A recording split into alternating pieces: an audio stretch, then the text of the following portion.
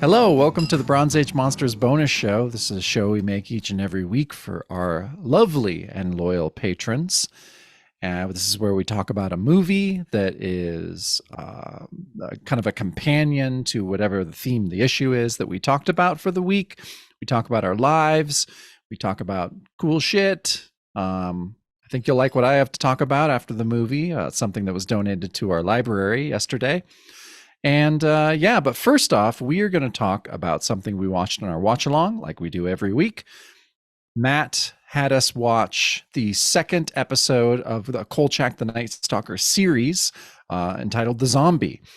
But Matt, what I love, and you've done this a few times, is that, before we'll watch our feature, you like to throw in a themed cartoon to go at the beginning, because that's an old-timey thing, and you and I are old-timey fellas. I think curation is an underrated skill.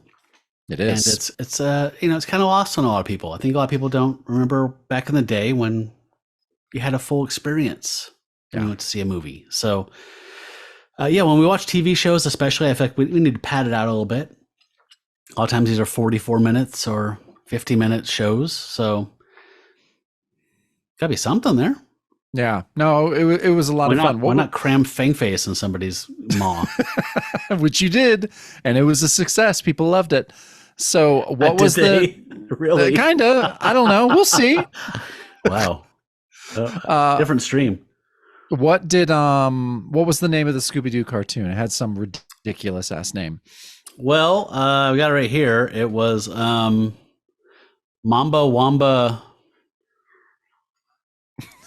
Wamba and the Voodoo Hoodoo.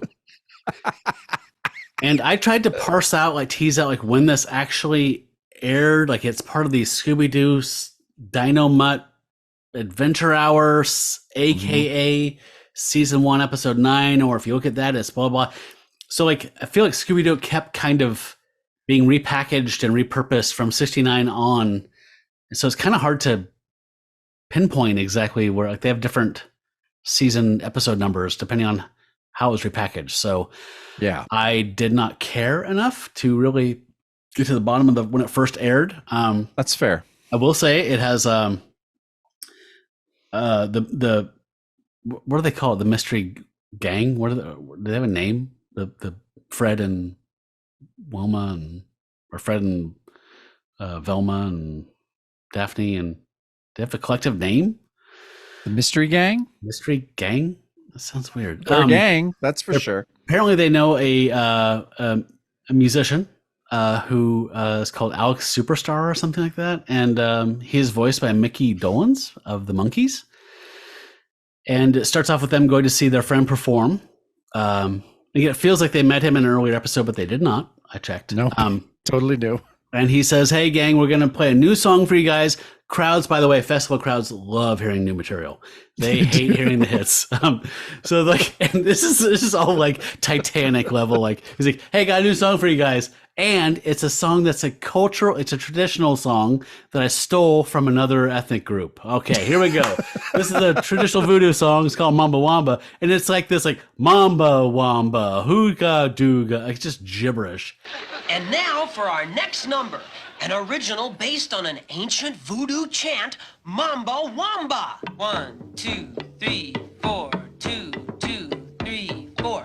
Mamba, Wamba, Unga Mamba, Unga Wamba, doing the Mamba, doing the Samba, Mamba, Wamba, Ooh Mamba, Ooh Samba, Mamba, yeah, yeah, yeah, Samba, yeah, yeah, yeah.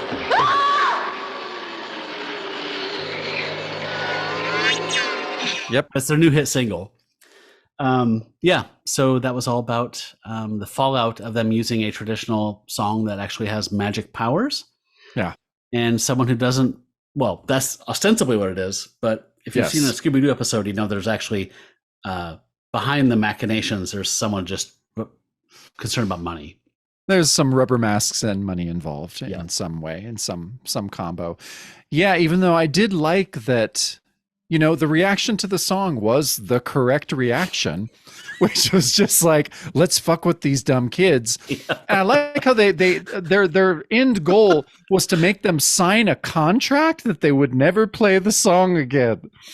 Yeah, not sure I followed that. 100%. Yeah, it was weird motivation, but yeah. Although, guess what? I did my motives did align with theirs. I didn't want them to never sing that song again. Also, so Yeah, I know. yeah. So of note, besides Mickey Dolenz, the titan of voice work, Frank Welker, was the frog. Someone pointed that out, and we thought, well, that's weird. Why wouldn't he just use a library frog in a Hanna-Barbera cartoon? But yeah, this frog actually talks quite a bit and has its own. It's a character. Yeah, it is. It is, and it's Frank Welker doing it, so it sounds great. Mm-hmm.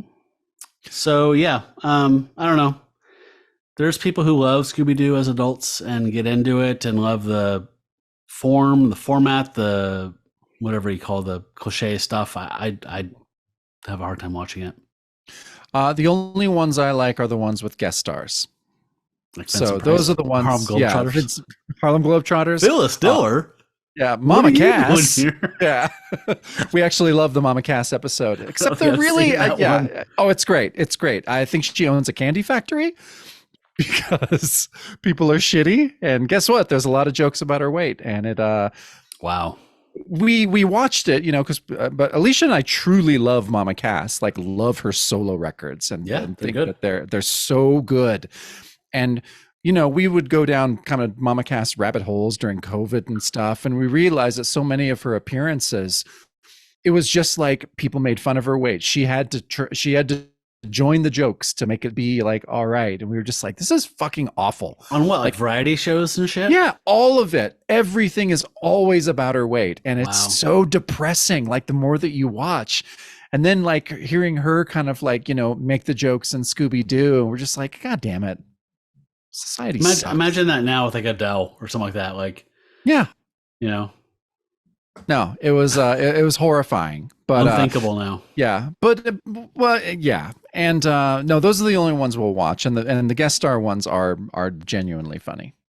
Yeah, I don't know. I watched it every day after school. I thought it was the greatest show ever. After when I was like 5, but Yep. yeah, going back and watching it again, it's not that great. But I do like the guest star ones as well. Just kind of a running joke, like just whenever you're watching something and somebody pops up randomly, it's like that kind of cliche. Like I was saying, like Harlem Globetrotters. Yeah, actually an episode. Yep. All the ones that you said were actual episodes. Oh yeah, no, definitely pulling from a well of experience of like Vincent Price. Hey, yeah, gang. Phyllis Diller. Yeah, hey gang. And then the way they have to write right out of a corner of like, why are you here as yourself? Yeah. I don't know. It's so weird. But it's weird. I think the common theme was that all these like celebrities, it was something they owned, something that was haunted, or it was some kind of location that they owned. Their property was haunted somehow, and the gang would help them. Vincent Price's Easter egg dying factory. Oh yeah. Anyway, so that was just a time filler for me. It was fun though, and people liked it. It's fun to see how insensitively some things are handled. Very insensitively on that one, but they got what was coming to them, which I liked. So yeah, Mamba Wamba and the Voodoo Hoodoo. I'm not singing it because I'm not bringing that down on me. No, we don't want that heat. Don't you bring that down on me, Ricky Bobby. No, the main star was Kolchak the Night Stalker, the zombie. So, yeah, I mean, I don't know, like when you first came across the Night Stalker. For me, it was early 2000s, just poking around online. I don't know how I came across it, but like I said before, I love 70s TV movies, so I'm sure that's just something that I probably saw it in some listicle, like around 2002, of like best 70s TV movies. It was Trilogy of Terror and Don't Be Afraid of the Dark and Kolchak the Night Stalker, and so I think I said, "Oh my God, it's the guy from A Christmas Story." I absolutely love that character actor. So I probably just went onto eBay and bought a it's this. I have it. I bought this, which was a 4-disc set that had the complete series and the TV movies, and it was all very, whatever. Really poor quality now, but they've since been released officially onto Blu-ray, and they're fucking gorgeous, I'm told. So I'm gonna buy those. But yeah, I mean, Darren McGavin is a powerhouse character actor. I absolutely love him. I can recite every line of his from A Christmas Story by heart. So when I found out that he played a supernatural, a hack reporter who investigates supernatural cases, I was like, holy shit. Like, the dad from A Christmas Story and Fox Mulder put together, just put it right in here, please. And I was not disappointed. I put on The Night Stalker, the first TV movie where he's hunting down a vampire in Las Vegas, and blew my mind. I saw the follow-up Night Strangler, where he's moved on to Seattle because he's run out of Las Vegas, and he settles in Seattle and does another case there. And then he finally got one season of a show, and it wasn't great as the TV movies, but it was, if nothing else, it's a great character doing great character work. So yeah, that's my long prelude to this discussion. My first exposure was, I was kind of a Richard Matheson obsessive, and Movie Madness had a bootleg DVD of I think just the first movie. I think the one that I checked out from them was just the first movie. And I loved it. And I mean, really, when you're talking about best 70s TV movies of all time, I mean, Kolchak is top 3 easily. Yeah, it's top 3. Yeah. For me. I think, I think it's culturally, it's just like generally accepted. Like I said, Trilogy of Terror, Are You Afraid of the, or Don't Be Afraid of the Dark, and Kolchak, the Night Stalker are just generally accepted as the best horror TV movies. Yeah, and it doesn't disappoint. You know, I rewatched it before we watched this episode, and yeah, it's so goddamn good. I don't think I've seen all of the Night Stalker episodes. I hadn't seen this one. Okay. So it was nice to see this, and I like that you said that this was probably one of the better ones. I feel like critically, that's been the impression that I've got from, again, 20 years of just kind of reading about it online. Yeah. Like, yeah. So I rewatched the TV movies as well with my wife, Renee, because she had never actually seen them, I don't think. So we watched those like the days leading up to this. And there is one, again, this is episode 2 of the season. The first one is about Jack the Ripper, which is also pretty good. More improbable, but entertaining nonetheless. But yeah, this one has a sequence in it that's quite highly regarded as far as like being suspenseful, genuinely scary, suspenseful 70s TV. So this is a voodoo zombie, obviously. So yeah, Kolchak gets caught up in some gangland killings where some Italian mafia characters take out a Haitian numbers runner.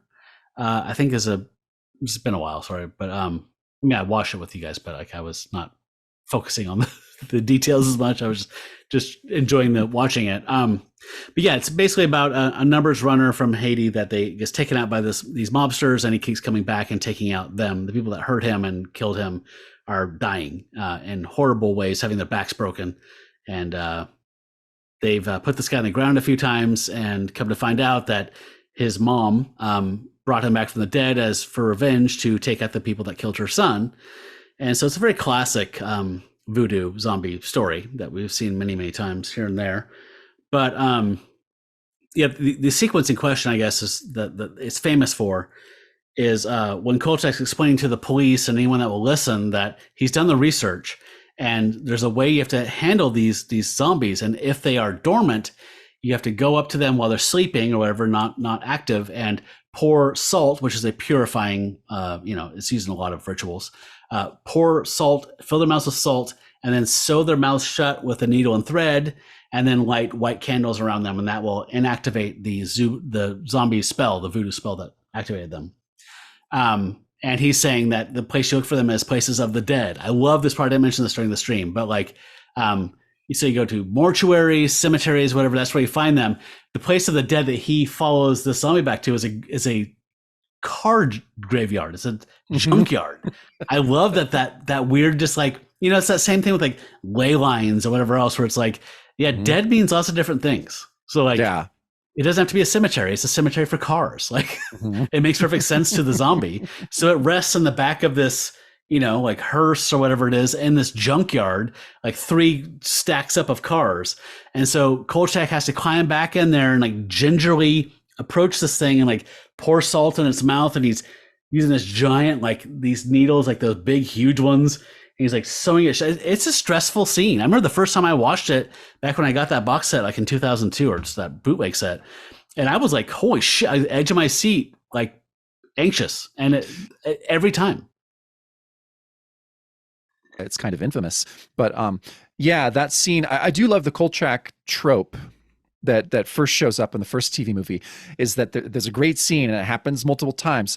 When he goes to the cops, he's like, okay, you got to give your boys this stuff. Mhm. The cops need to be armed with this. And he lists off stuff, and the chief and, his newspaper boss are always just like, Kolchak, you're crazy. And he's always like, nope, I've done the research. This is what you need. Like, you got to listen to me. And he lists off all this crazy shit. And so, yeah, I love that. He's just like, salt, needle and thread, white candles. He's like, I looked in a book. Like, I know this shit, you dumbasses. Yeah, it's great, and it was a great episode. And yeah, Darren McGavin is so cool. Speaking of the first TV movie, forgot how often he's shirtless in that. Yeah, and he is a hairy man. Yeah, and he has a 20-something girlfriend in that first TV movie. And yes, he does. Renee was watching, and she's like, "Wait, how old is he?" I was like, I think he's like late 40s at this point. She's like, "Oh, he's okay." And then she saw him with his shirt off. She's like, okay. Like she's basically saying like, good on ya. Yeah, good on ya. I know, right? No, he was impressive. Yeah. But no, it was really cool. I also think everyone really liked it during the watch along they had. And I don't know if everyone, I think some people there were familiar with Kolchak, but not everybody. So I liked that this was some people's first exposure to the character. Yeah, I think us older folks that were there for the watch along were familiar with him, but like Letty and some other folks were like new to him, and I love introducing him to a new audience. Honestly, I mean, if you've never seen him, like he's visually striking. Like he wears a seersucker suit or a pale blue suit. So I mean, his whole thing is that he's essentially like, I've read interviews with McGavin talking about the way his head canon is for this character. Like he's talked about his entire career, and like that he had, he was respectable. Like he came back from Korea, had a respectable career, crossed an editor, like, did an expose on like an editor's friend or an editor himself or whatever, like somebody who owned a paper or whatever, like, and got banished to the sticks, like doing the penny saver, so he's kind of like working his way back up from that and always trying to get back to the Tribune or the, something big again. But he's kind of stuck in this thing where he can't not shut up and he can't not tell the truth. And he is a magnet for trouble. And so the joke here is that he's a magnet for supernatural trouble, but like he's always been a magnet for trouble in his like adult life, career wise. So he can't not be a reporter. So that is his biggest failing, is that he's good at his job. So I mean, I love hearing McGavin talk about him in interviews. It was fascinating. But like, he's hacky at this point in his career. Like he's washed up. He's in third or second rate papers. He pisses his editors off constantly. His editor is Vincenzo, played by Simon Oakland, a famous character actor that you would recognize the second you saw him. He's been in a billion things himself. But his long-suffering editor, who's always had to put up with him, he's great. Their chemistry is great. But yeah, he wears like a cheap fedora that's like a straw fedora with this band. Like I said, the seersucker suit, and he's always got a tape recorder and a shitty camera slung over one shoulder, and he's always like adjusting them. Like that's very part of his physical, that he worked on that. Like he's always just like futzing with his shitty gear that's on his person. And like he has like, half the time he has like white socks on and like white leather shoes. Like he just looks hacky. He does. But you can tell he's a good guy who does the right thing and believes in journalism, like as a sword for the people. So put all those things together, and he's one of my fucking favorite characters of the 70s. Easily. I mean, he's right below Jim Rockford for me. Like, one of my favorite characters. Fucking love him. Yeah, same. I mean, he's so cool. He's the only guy that even comes close to Rockford's kind of cool. And and he fights fucking vampires and zombies and shit. So, I mean, it's like, yeah, supernatural Jim Rockford. Who wouldn't love that? Holy shit. Yeah, I did mention this during the watch along, but the season wasn't very popular, and the ratings kind of went in the toilet once it was a Freak of the Week thing. And Darren McGavin was not happy on the set. There was a lot of strife between him and the showrunners because he thought that they were approaching the season of the show entirely wrong. He thought the Freak of the Week format was stupid and tacky, and he thought that given Carl Kolchak's character and who we've seen in the first 2 TV movies, he would not let the stuff go. So he said the show should be about him going after the vampire from the first TV movie. Like, the vampire surfaces somewhere else, and he feels morally obligated to hunt him down and reveal him to the world to protect people. So he does it as a reporter. Like, so he's much like the fugitive or whatever. He's stalking this vampire that got in his craw and threatened his life and has taken the lives of many young women, essentially, and leaves this wake of dead people in his, behind him. He would feel compelled to follow him and hunt him, much like the end of like Salem's Lot, where like they're hunting that. Like he thought that should be what the show was.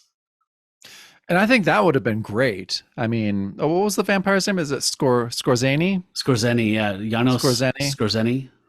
And is it the same character in the werewolf TV show? I mean, same name. It's right? a nod. Yeah. I don't think it's supposed to be the same character. It's supposed to be a wink to the TV movie, I believe.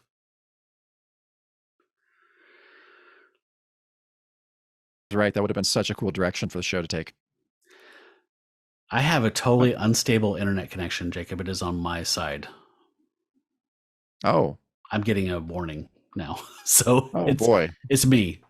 Even seized up a little bit. So let's hope for the best and have you talk about I'm sorry, thumbs up for me.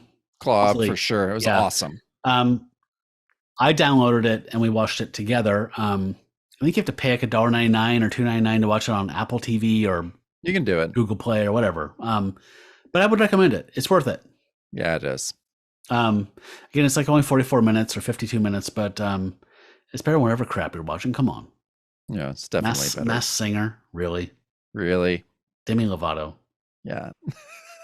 We all saw that a mile away. Okay.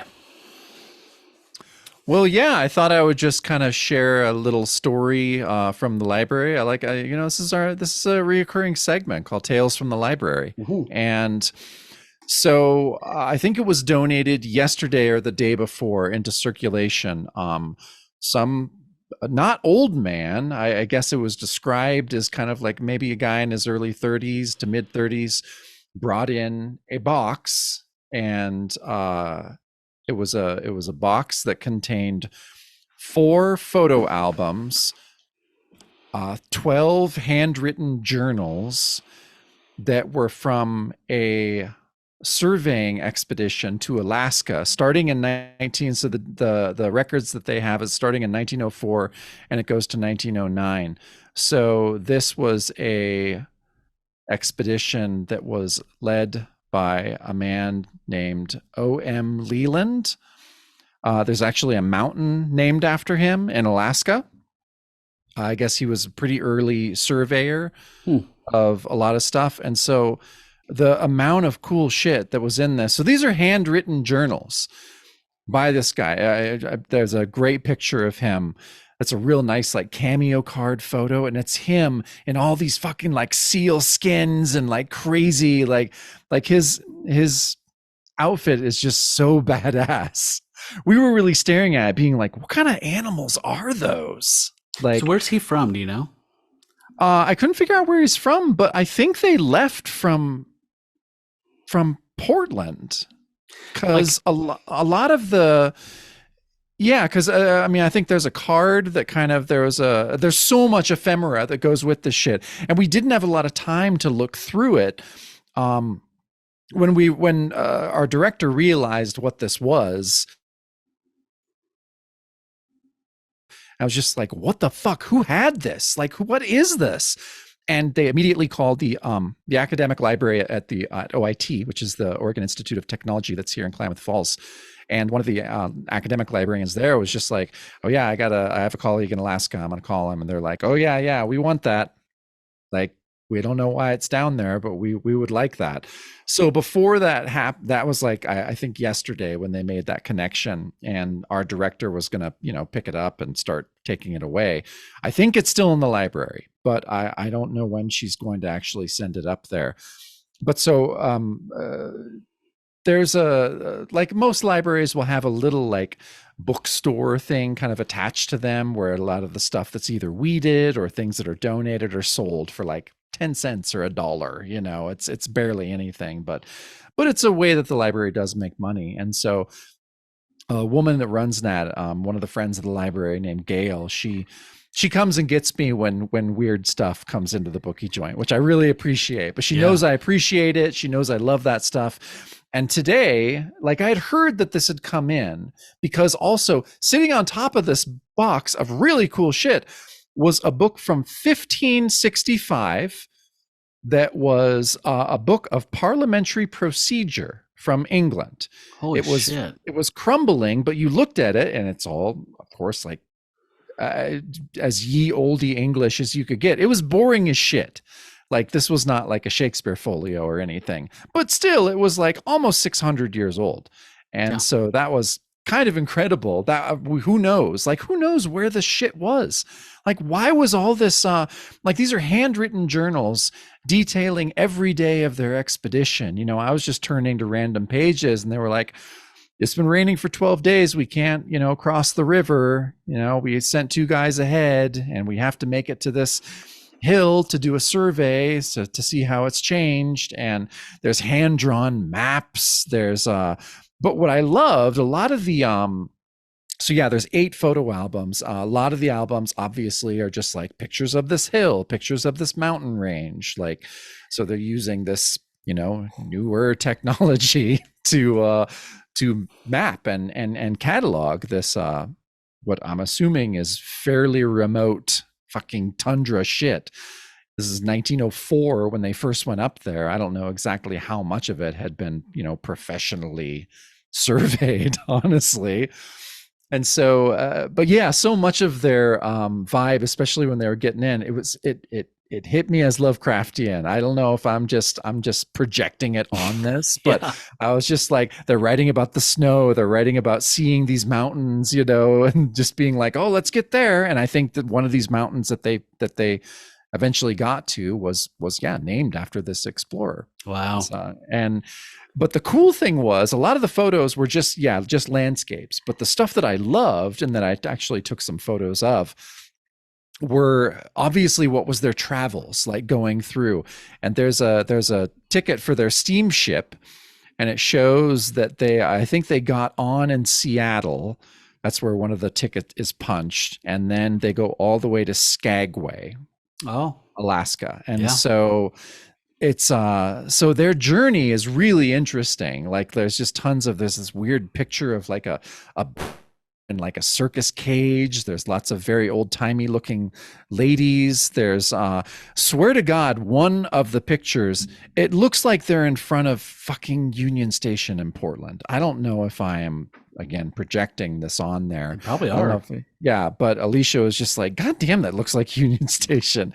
And they get on a train. And so I think that they're from here, somewhere in Oregon. They got on the train to Seattle and took the Alaska steamship from Seattle all the way to Skagway. Probably did. That makes most sense. That makes the most sense. And a lot of the photos, the train photos, are really, really fascinating. And that's, it looks to us like when we fucking take the train from Klamath Falls to Portland. It looks like our goddamn trip. So that is what I'm doing an educated guess that was probably the travel. So either the guy himself or some other party or whatever, started in Oregon and made it up to Alaska. And yeah, the photos are amazing. The handwritten journals are amazing. I just, why would this be dropped off? I mean, thank God someone dropped it off, because, we found, someone's fucking grandkid here would just throw it in the trash. Yeah. It's like a baby, right? It's like, thank God somebody put it on the doorstep of a church instead of like throwing it in the river. No, they didn't give it to Goodwill. They didn't throw it in the river. They gave it to the library, and At least they knew. They knew because, some people are just like, oh yeah, that's cool. Like some of the people in circulation were like, yeah, it looked weird. Like that was cool. But then like me and Gail and my desk mate Leah, we were all in the bookie joint going, I was losing my fucking mind. I was trying not to cry. Like I was just like, what the fuck? And just like the ephemera that came out of this, like there was this thing that, if you're showing the photo, I mean, it looks like paper, but it's cloth, like it's fucking parchment. And it says best accommodations in the road at the Pacific Hotel, White Pass. It says first class in every respect. And God, just like unfolding this, and I'm like, this is cloth. Like, what the fuck is this? Yeah. And then, like, yeah, all the different stuff about it was just, it was a goddamn treasure. And I feel very lucky that I at least just got to like sit and open these things up and snap a few hasty photos, with my iPhone. And goddamn, yeah, this was one of those things where I was like, fucking the library, man. Sometimes cool shit happens. Yeah, and it wasn't like teeth or chunks of hair. It was something historically significant, not something creepy. No, it wasn't creepy at all. Yeah. So it was, that was a treat. And I always, whenever Gail from Friends of the Library, whenever she walks by and like makes eye contact with me, I'm like, ooh, what does she got? Because there were 2 giant stacks of records that were donated. 99% just total horse shit. Just like classical opera Tennessee Ernie Ford. Mm-hmm. Like that was basically what the entire thing was. But I found 2 copies of a series that's called New World Records. They're library records. They were made for school libraries and public libraries to purchase. And they have like, the one I got was called Neglected Jazz Figures of the 50s and 60s. Ooh. And I love this shit. And I was laughing. I put it on. I was like, oh, I'm gonna put this on. I took it out of the sleeve. It's from the Klamath County Library. It was from the fucking library that I work at. And I can guarantee you, full circle. I am the first human eyes to look upon this record since it was pressed. It was perfection. No one fucking cares. Who in Klamath Falls is going to be like neglected jazz figures of the 50s and 60s? I'm in. But it was goddamn, it was beautiful. That actor from Sugar Hill? Yeah, exactly. He would have loved it. But you're saying who here? I can think of one guy. Yeah, there's one guy, literally one guy that probably would have been interested. But no, it was like, great. no, I don't like jazz, I like marching band music. Yeah, you do. But so I got to add two of those records to my fairly extensive library of New World records. That's cool. So yeah, it was a delight, honestly, like pretty much every day working at the library is. Yeah. I can't complain. Very cool. So where's it going to end up, you think, the collection? It's going to end up at a library, probably at a university in Alaska. Okay. Yeah. Skagway? I don't know. That would be cool if it made it to Skagway, because that's where I think that was their jump off point for the Great North after that. So yeah, it's just fucking cool. That's super cool. Have you been to Alaska? No, never. I've been twice. I fucking love it. I bet. It's crazy. It's very big, very dramatic country. So it was very exciting seeing those pictures. Thanks for sharing that story. Yeah, you bet. No, I'm always happy to. Yeah, this will just be a reoccurring segment of Tales from the Library. Yeah, if you do get bundles of like teeth and hair, though, let me know, because I do like the horror as well. Oh yeah. No, we get weird shit. I cleaned what obviously someone took like a dab and like somehow just ground it into an actual DVD in a case, which was weird. You mean dab like the weed Yeah, like the weed, uh the like concentrate. concentrate? Yeah, Okay. yeah. So that was interesting. Yeah. Our hand sanitizer took it right off, so that was good. What was a DVD? Shit, I knew you were going to ask me this, but I couldn't remember. You only want to We know were the making. details. I know. We were making jokes about it, but no, I can't remember. Won't you be my neighbor? Yeah, it was Little House on the Prairie, I think. Yeah, Huh. I've never done the dabs. me I've heard neither. I've heard they're very strong, and Sounds I intense. feel like it's not my speed because I'm old man. Well, I'm just like, yeah, Fragile mind. I like we like flour, we like this stuff. I'm just like, I don't look at pot and be like, that's what I want. I want to freebase that. Yeah, Can we exactly. freebase this It is- somehow? It is like you're right. It's freebasing, and I'm not there anymore. not there. Yeah, maybe once upon a time, but yeah, no longer. Yeah, I did some hot knifing in my day. That's about with hot hash. That's about as close as I got. I know I've told you this story, but I just have to say it because it's all I ever think about with the hot knife is I was at the 30-06 house off of Powell. Great start to a story. Yep. And it was the members of 30-06 and my buddy Sean, who was like my big brother, his best friend, who was Ralph Yutz. Okay, And Ralph, legendary figure in the Northwest music scene. legendary figure. And I think this has got to be like maybe first Built to Spill record Okay, era. 92 I think. ish. Yeah, so it's right around there, and Ralph came bursting into the house, and he had in like a butter dish, like a brick of fucking hash, like a stick of butter, size thing of hash, and he had an electric, like a hot knife, and was cutting little bits of it off, and we were like taking little hits from that. Holy So I crap. did take a hot knife hit from that was offered to me by Ralph Yutz. So There you go. We need to have a little like logo. It's like Pacific Northwest Rock and Roll Stories. Yeah. Bring. I got a couple of them, but that's one of my favorites. Looking Yeah. back, Ralph is a prince of a man, a very, very kind guy. Yeah, I think I've met him before. A couple times, but Yeah. it's all a big morass of pot-addled memories of '90s nowadays. Can I tell one more Ralph story? Is that weird? No. Okay. I played with the Minders for a short period of time, and we did a show. Were you a hype man, like that level of playing with, or did you actually play something? I did play guitar. Thank you very much. Yeah, that would be nice. But yeah, so it was fun because I got to play with Rebecca, but it was not fun because I got to play with Martin, who's the biggest asshole I've ever met in my entire life. Yeah. And we were playing at a show for some Wyden and Kennedy Trust Fund fucker. And we were Really? playing at this very nice place. What year is this? Jesus, I Approximately. don't know. I 2010? can't. Maybe? No, it was earlier than that. Yeah, because no, Yeah. I wasn't with Alicia yet. So It's before I played with you and stuff? No. This is right around. Yeah, it's right around. It's It's probably like after 2008 or something. that. Yeah, definitely more towards that. Okay. And we were playing the show, and Martin was unhappy with something that I did, and was a super asshole to me.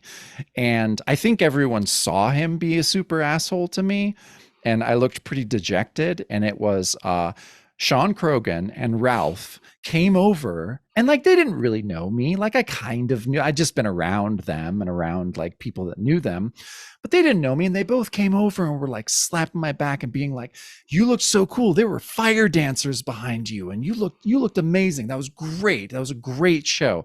And it almost makes me cry telling it. And it almost made me cry then, because I was like, God, these guys are kind of like fucking like local heroes, and they're trying to cheer me up because I obviously looked devastated. Yeah. And they came over and were so nice to me. And so I was just like, fucking A, man. I love Here's my those question, though. guys. Did you deserve the talking down to? Did you fuck up that bad? I don't think I fucked up that bad. Okay. Probably didn't play perfect, but I would imagine they'd come over and say, "Hey, man, you sounded fine." Not Yeah. like you look cool back there. yeah, Don't worry, everything else looked great. You yeah, know?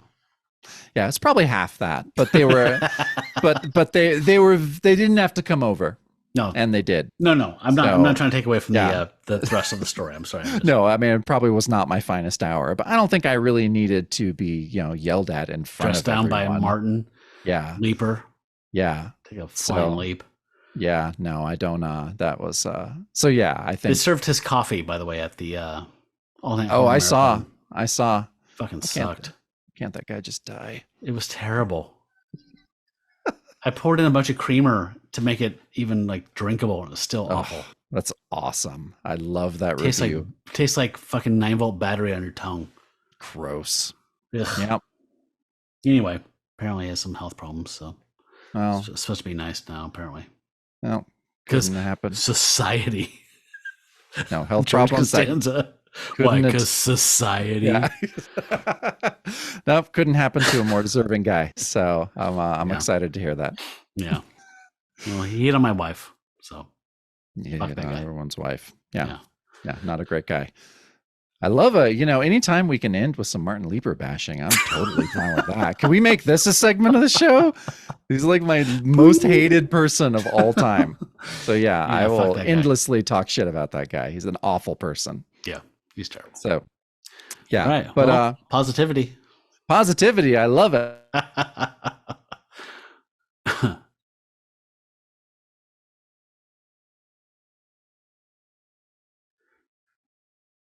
So first off, I'm gonna say from us to you, hail Satan.